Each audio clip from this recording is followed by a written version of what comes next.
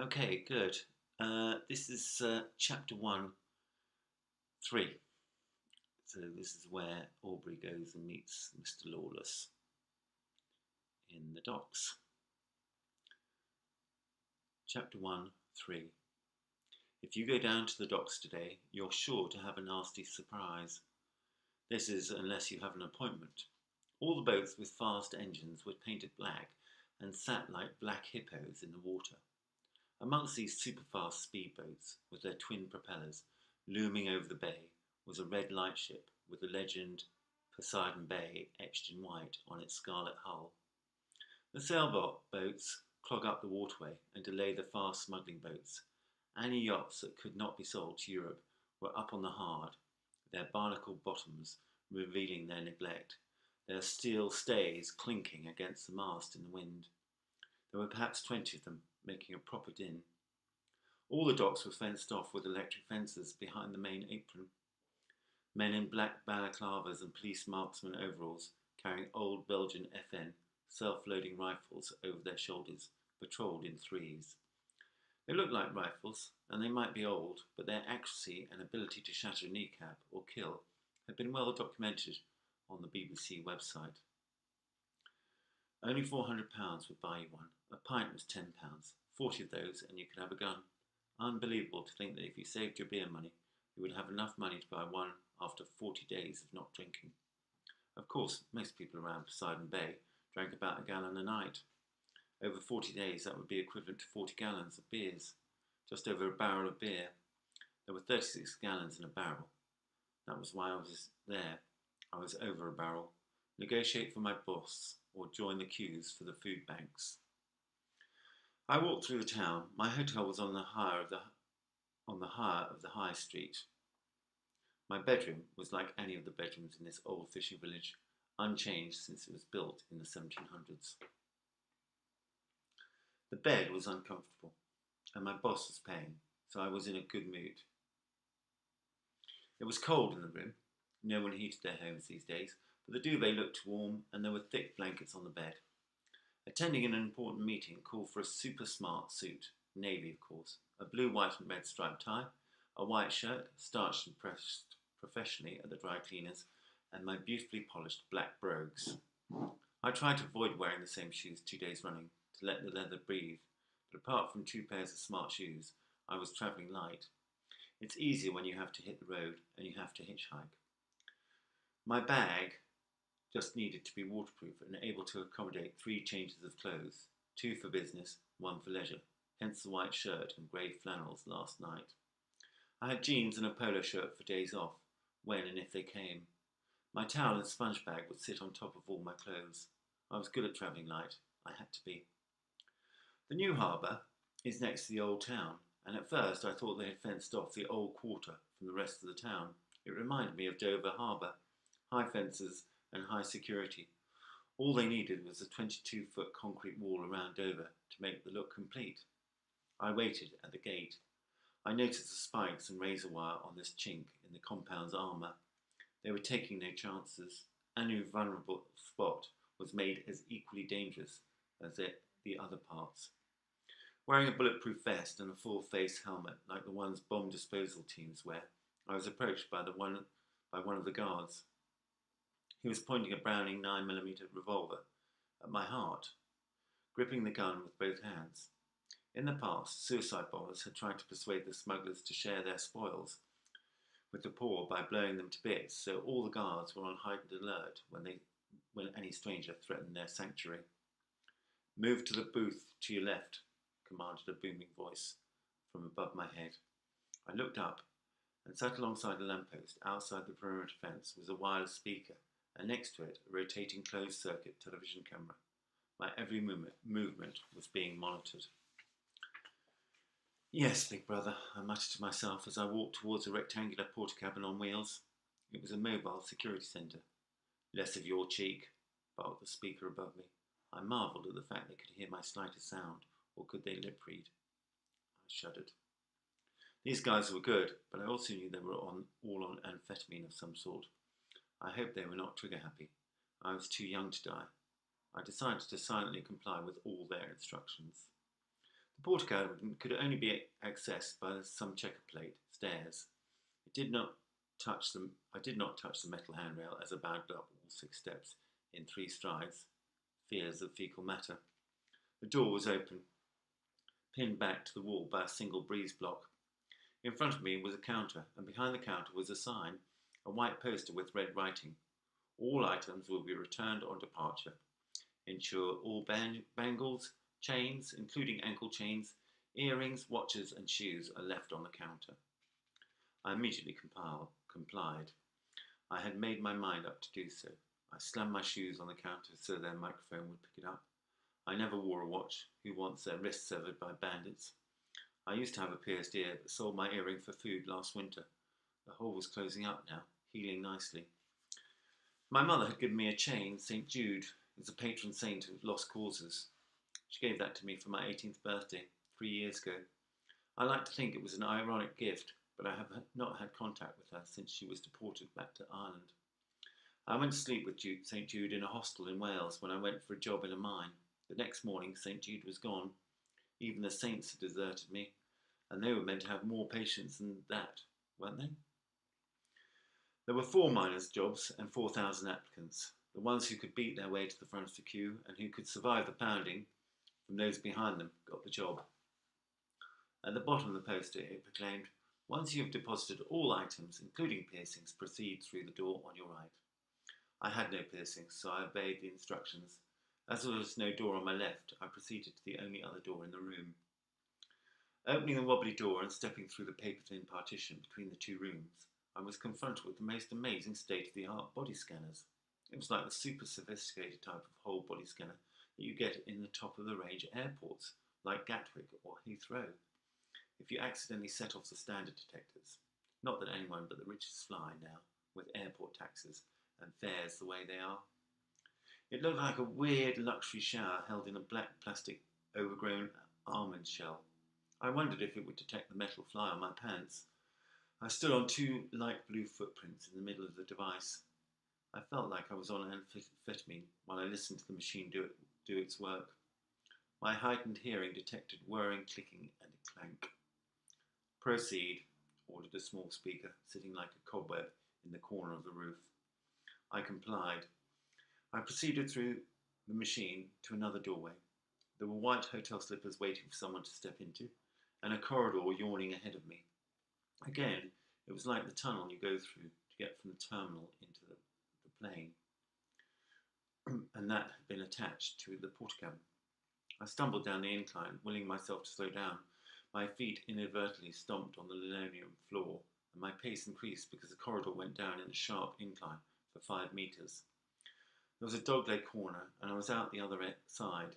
I reckon it must have come from Southampton Airport or Bristol when they closed them to passenger traffic. Outside was another revelation. I was in the biggest room I had ever seen. Seriously, I've been on school trips to old castles and palaces. I went to the Tower of London once, but I have never seen anything so huge and opulent in my life. The ceilings were 3 times my height.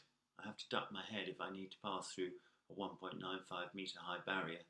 The room must have been 50 metres long. I know because we had an Olympic-sized outdoor Lido near us when we lived in Mitcham, before the Troubles. It must have been 20 metres wide. The whole expanse was carpeted with the softest junior Wilton. It was burgundy, a rich red, like a carpet at a king's court. There was a model of the SS Catherine in a solitary display case to my immediate left.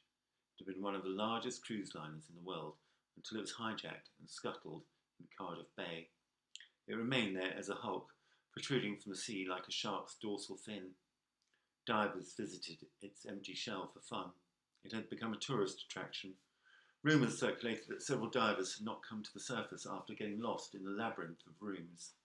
All the copper wiring, piping and fixtures and fittings had been stripped from it in Bristol before it had been deliberately sunk further up coast using explosives. Some of its opulent carpet had arrived here and felt soft under my feet as I tried to walk as confidently as I could across to the reception desk. Behind the model was a massive fish tank with tropical fish swimming around. It reminded me of Finding Dory. To my right was a Rolls-Royce Silver Cloud. Its sunroof was open, but the doors were locked. It was royal blue, and underneath its wheels was a white dust sheet. It was an ostentatious piece of sculpture. Behind the rolls was the most enormous Union Jack the world had ever seen. It seemed to stretch to the ceiling and to the end of the room. I imagined all the care that would have gone into creating all these amazing objects. The model, the car, the flag, and the expense of it all. The room reeked of power, the stench of smuggling money. Suddenly I noticed a faint soundtrack, which my dazzled senses had not picked up on. Land of Hope and Glory was playing almost imperceptibly from speakers high and low in the building's fabric. I felt like I was being brainwashed and intimidated, both at the same time. I understood the meaning of awe. I must have looked around like a bewildered tourist for a few minutes before noticing the far end of the room. A matte black steel wall, which sectioned off this part of the dry dock hangar, was dotted with prints of country life, lit up by spotlights embedded in the carpeted floor. One depicted a watermill in Lancashire, another the Vale of the White Horse. There seemed to be one from every county: a windmill in Oxfordshire, a canal wending its way through Shropshire, a church in Wiltshire. The walls was a tribute to the quintessential English countryside, an idol that could only be found in the most remote corners of England, which had become even more inaccessible recently. I spotted a desk by an enormous sliding door almost in the centre of this wall. I walked towards it. Fortunately, I had an appointment at 10 o'clock, and I had allowed for an hour to get through security. The receptionist behind the desk was my first point of contact, and I did not want to spoil things between us by being late or running towards her at great speed. She was staring at a monitor, then looking down at a small iPad. A wireless keyboard and paper diary was spread out before her on the desk. If she was aware of my presence, she did not for 1 minute show it. As I neared her desk, I focused on what she was doing, tapping on the keyboard and stroking the surface of the tablet and picking up a Mont Blanc fountain pen to annotate the diary. The closer I got, the less I focused on her work, and the more I focused on her. She was the most beautiful brunette that I had ever seen. Her hair was long and thick and wild, tamed by a thin green velvet hairband, and a sharpened pencil protruding through the bun at the back. Her neck was long and thin. The hair cascaded over her right eye as she looked at her work, but I could make out high cheekbones and full lips. Her silk cream blouse and her red waistcoat hugged her body. I was sure she had on a Britannia blue skirt or trousers hidden by the vast desk, the brown expanse of which dwarfed all her tech and office kit. I guessed that she would be wearing a skirt. She was a type who enjoyed her femininity. "Good morning," I said, trying to sound casual and trying to hide the fact that I was a little out of breath, having scampered to her desk. I was worried she might interpret my shallow breath as lust.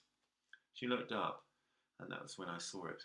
She had one blue eye, which was the colour of the most beautiful sapphire. It was obviously false, made of glass, but it still seemed to be staring at me. Her other eye was hazel, and was watching me, looking at her false eye. There was warmth and amusement in her gaze.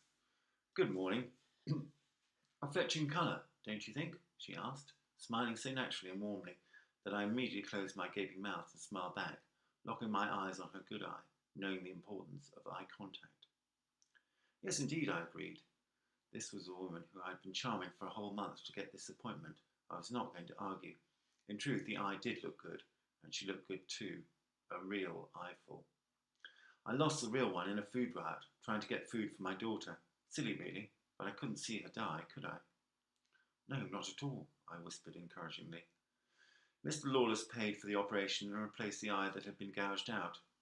He'll see you presently." "Your daughter?" "Safe with her grandmother in Gdansk." I'm relieved. "Yes, I suppose I am too. Still, I must be the only Polish clerical worker in the whole of England." "I thought all the Europeans had been expelled. My mother was sent back to Ireland." "We were expelled, but Mr. Lawless had a small cartel of friends that he looked after." "He said you were fundamental to his business." "Of course, and the guards are too. They look fierce, but I'm sure they're all pussycats." "Oh no, tigers. Do not put a foot wrong. Many of his security guards speak no English at all. On the whole, they merely react to stimulus. Please do not stimulate them in any way if you want to live." Thank you so much for the advice. It's my job to ensure everyone is happy. Well, I'm very pleased that we've finally met. You've been so helpful to me setting up this meeting. I know how difficult it is to see Mr. Lawless. You've steered me through and given me great advice in the past. Thank you. I gushed. I was genuinely impressed with her in so many ways. She was efficient, intelligent, and charming. She was also drop-dead gorgeous. It's been an absolute pleasure. Mr. Lawless is ready for you. His call finished earlier than expected. Would you like to walk through the door behind me?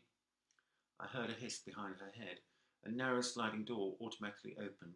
The light that spilled from it lit up part of the carpet. Normally I would have chatted more, but I recognised the dismissal when I heard one. Obediently, I sauntered as confidently as I could into the office of the most powerful and richest man in the whole of England, and that included the King. Poor blighter, the King. That is, holed up in Buckingham Palace for months now, surrounded by guards for his own protection, and all his lands in Cornwall squatted on by starving subjects. The Duchy of Cornwall lands belonged to the smugglers. I was part of an elite clique. Very few people had seen Terence Lawless, being on 20 of the 83 counties' most wanted lists made him camera shy, media shy, and generally slightly authority shy. A quarter of the police forces in this disparate land we called the United Kingdom wanted a mugshot of this man. Half had a warrant for his arrest, but Brexit Bay was a safe haven. Good morning, young man. How delightful to finally meet you after chatting so much on the phone. Aubrey, you young cove. Bet you don't have any trouble getting girls. Take a seat, Terence exclaimed, full of bonhomie and charm. A perfectly manicured hand indicated a high-backed dining room chair in English oak, of course. Its plump cushions covered in thick brown Connolly hide, the best leather money could buy, naturally. I noticed a silver cufflink on the end of a white cotton poplin Hilditch and Key shirt. I hitched up the legs of my trousers, a habit I had adopted during my time with my boss, sat down and fished out my mobile phone, switched it to meeting mode, and opened my Lawless folder. Good morning, Mr. Lawless. It's a pleasure to meet you, and I'm grateful that you could take the time to see me. I know how very busy you are, I replied, full of confidence. We were going through the motions, the dances of business negotiations, where I pretended that I was selling something. I knew full well that by agreeing to meet me, he was interested in doing a deal. We merely had to fix the price. Well, I remember your boss from the old days, Tim. Tim, we used to call him. Like the Belgian detective. Tintin. Do you know him? I think we had one of the picture books, Rocket to the Moon or something. Yes, a classic. Can I offer you a drink, a beer perhaps? Ah, so you know about last night then. Well, I do own the pub. The manager works for me, and you did humiliate my son. I was going to protest, but Terence put his hand up. I just heard nothing but I had heard nothing, but I smelt the exotic bouquet of heady jasmine, intoxicating. I had heard nothing, but I smelt the exotic bouquet of heady jasmine, intoxicating ylang ylang, spring fresh lily of the valley, and white gardenia. I breathed in, stopping myself from gasping at the delicious aroma of that heady perfume. Adele looked great, Adele sounded great, and Adele smelled great. Can I get you anything, Mr. Lawless? She asked, her clipped English accent belying her Polish origins. Mr. East? Nothing for me, thank you, I replied.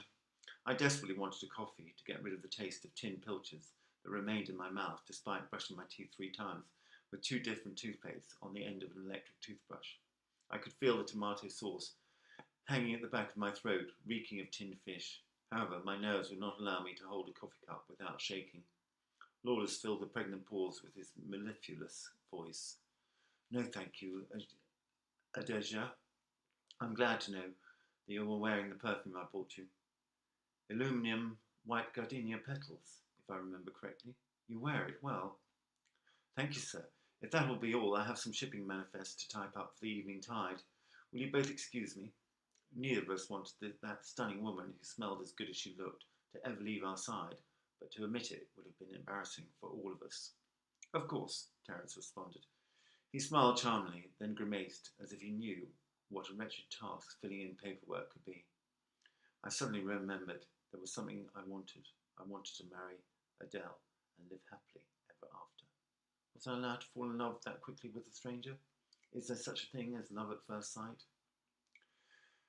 Did I love her because of her one eye or despite that? I had to see her again, breathe in that exotic perfume, gaze on that wonderful face. I'd never been in love before. Am I in love now? I wondered. It was as if Lawless could read my mind. His next question threw me. What do you think of my secretary? Terence asked. He was keeping an eye on me as I turned my head to follow her out of the room. She was wearing a skirt to the knee. Her bare legs were brown. She had a good turn of ankle. My love had lovely legs. I pulled myself together, blushing at my crass behaviour. I was meant to be focusing on making a deal. She is strikingly beautiful and very efficient. I've dealt with her on the phone for many weeks. She is charming, I replied, no word of a lie. Indeed, she's a treasure. I would be lost without her, he conceded gallantly, but I watched him looking lustfully at her. I'm not sure that that's true, I argued. I wondered if he could notice my flared nostrils, detect my beating heart, feel the pain in my chest that ached so badly. Would he be able to see the love in my eyes? Everyone thinks so. I rescued her from the gutter after a food riot, her and her daughter. She must be 6 by now. She came to work for me, the last Polish person in England. Well, certainly in these parts. Adelaja Onowaskoyoski is a great asset to my organisation. She looks great too. That is always an advantage, even though I'm old enough to be her father. I admire her beauty from afar. Still, you two have something in common. Did he know? Had he guessed? Could you give away the fact you were in love with someone? I wondered. Really? What's that? I stammered. I could feel beads of sweat collecting around my hairline. The collar of my shirt was suddenly too tight. I willed myself to be calm, but my reflexes refused to obey. A trickle of cold sweat escaped from under my arm, trailing down my flank, but luckily my shirt was loose. My shirt was loose, so only I knew about the rivulet of fear rolling along my waistband. All thoughts of my love disappeared under the flight or fight hormone. I just hoped dear Terry would not interpret the telltale signs as more than deal-making nerves. You're Irish, but you hide behind a British name. She's Polish and she hides behind an English accent. I laughed. It sounded hollow. It was. He thought he was funny. He was the opposite, but he was a client. So if he laughed, I laughed. If he made a tasteless joke, I took it as a proper joke. These were troubled times, the times before the French invasion. I spoke confidently, again, relieved. Yes, of course, I had no idea what you meant. Don't look so worried. I'm not going to deport you. Well, not today anyhow, he assured me smoothly, laughing out loud at his own pathetic joke. I smiled back at him, dumbfounded. He finished laughing, then straightened his red, white and blue tie, adjusted his grey suit on his shoulder, and put on a serious expression before continuing. To business, my young friend. Time and tide wait for no man, and time is money. Of course, Mr. Lawless, I understand, I agreed, relieved the small talk was over and the big deal had begun. Please call me Terry, he insisted. Certainly, Terry. Terry it is. One main concern Mr. Cameron has. Sorry, Tim. Yes, the main worry he has is transporting the silver ingots from Blackpool to you. I paused. I had been told to let Lawless sort out the transport, but I had to offer delivery. That was good business practice. Why worry? He still runs all the casinos, all the bars, except Wetherspoons. The other Tim has those, as far as I know. The town's sewn up. Just like here, the police daren't encroach. They've got enough on their hands with burglary and theft. True, but the military are mounting patrols. Spasmodic patrols. You mustn't listen to reports on the radio. You should be tuning into Poseidon Radio on your laptop. I'm sure they have the inside story. I agreed. Too right, and you get instant news as it happens, and we filter out all the government propaganda. I spend a lot of money on research and reconnaissance. Time in reconnaissance is seldom wasted, I repeated my boss's maxim. It was the only other time I had heard the word. Precisely. My intelligence tells me that the military is cut back to the bone by spending cuts, and they're far too busy keeping order in the north. Newcastle and Carlisle are like Northern Ireland in the 20th century. The Scots are always stirring up trouble there as well. Sour grapes. I see, I replied. I wanted to say something that made me erudite or worldly, but nothing came. The elite troops, Parachute Regiment, Royal Marines, SAS and SBS, are attached to our allies in the Middle East. The really good regiments, the household cavalry, are protecting Parliament and the King. What's the problem? We can operate with impunity. The authorities actually enjoy the fact that we keep order for them. My businesses help the black economy and help the nation from slipping out of recession and into depression. You've read the papers. It's not getting caught by the authorities.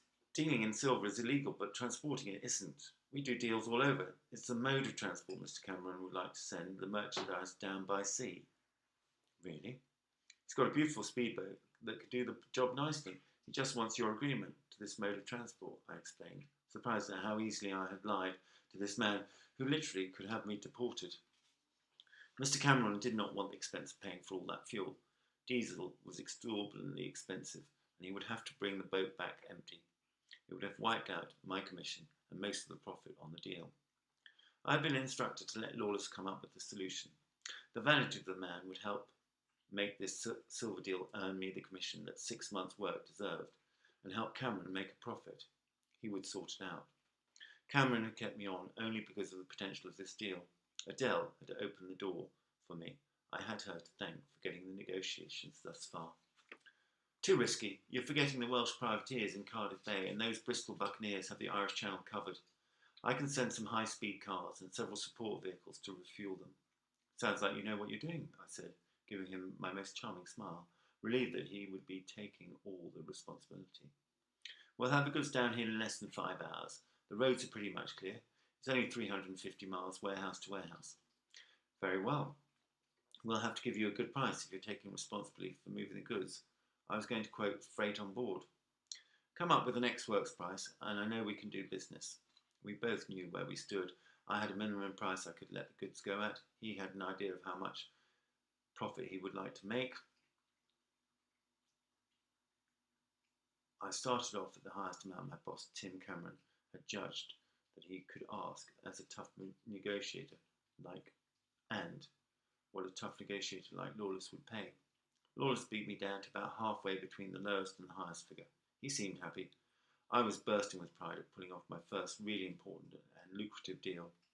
We smiled at each other, rose from our chairs, and grasped hands in a firm shake across the green leather of Lawless's Victorian partner's desk.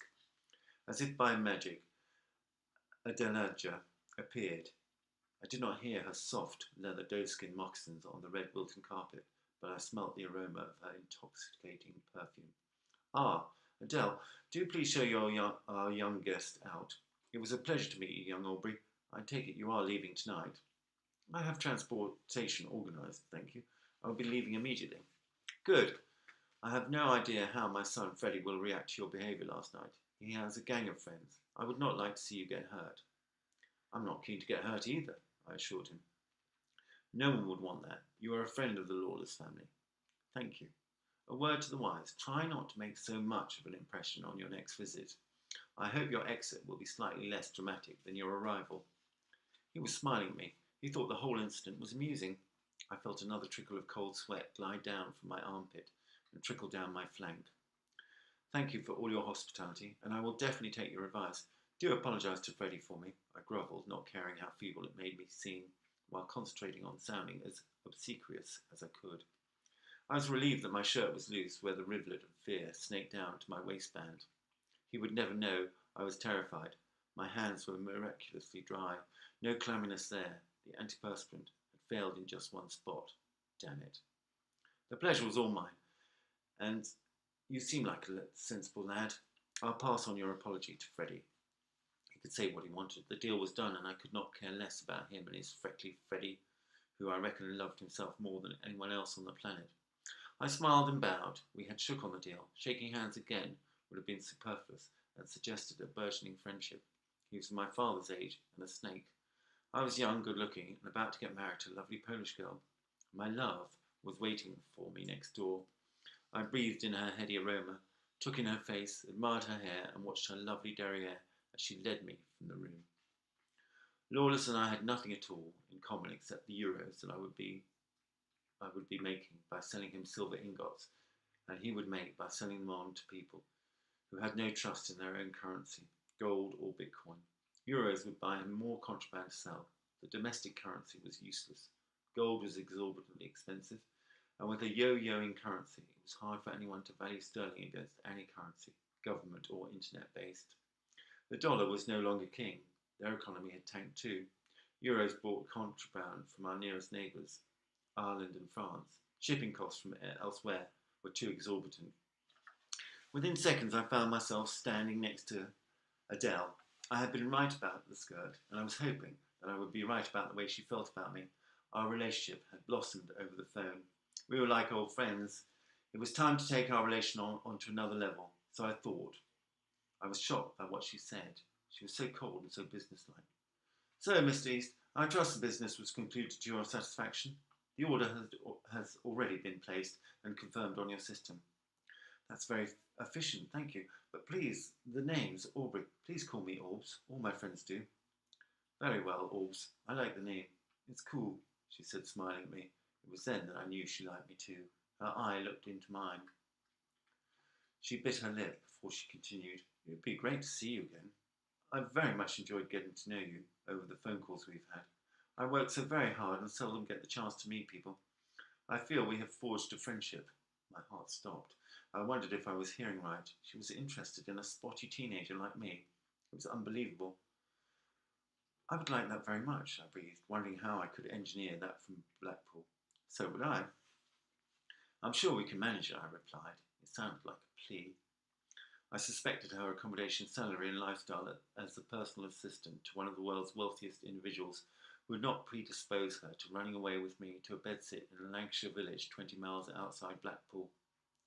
Well, she began, and then looked down. What? I whispered. She tossed her hair as she looked away briefly. It moved like a wave and exposed the nape of her neck. Everything about her was great. Then she turned her head back towards me and looked me in the eye with such a look of love that I thought I was going to burst with joy. I'm swimming with Freddie this afternoon. Sorry, I'll start again. I'm swimming with Freddie this afternoon. We often go swimming together. Perhaps you could join us. Freddie and his friends? Just Freddie. Where? Near Polperro. I'll take you there. It will take no time. Have you ever been for a ride in a Maserati Quattroporte? I've never been in a sports car. That would be great, but I don't have any swim shorts. There's a uniform shop in the lower high street. It's near the pub you had the row in last night. I'll smooth things over with Freddie. We have an account at the shop. Charge the swimwear to Lawless Enterprises. Tell them Adele sent you. I'll ring them and forewarn them. Thanks. Where will I meet you? The Captain Benbow, of course. I'm meeting Freddie there at 2:30. You come at 3, yes? Can you just walk out of work like that? Of course. Mr. Lawless goes for lunch and a siesta until 6, and we do a few hours after that. Sounds great. Besides, if I'm with Freddie, I can do what I like. Mr. Lawless doesn't mind. On the contrary, he encourages it. Really? Of course. Why? Because he wants me to marry Freddie. I was so stunned that I almost fainted. And you, Cat, can listen to the next chapter, but in the meantime, I don't really want you rubbing yourself on my computer. And that is the end of chapter 1, 3.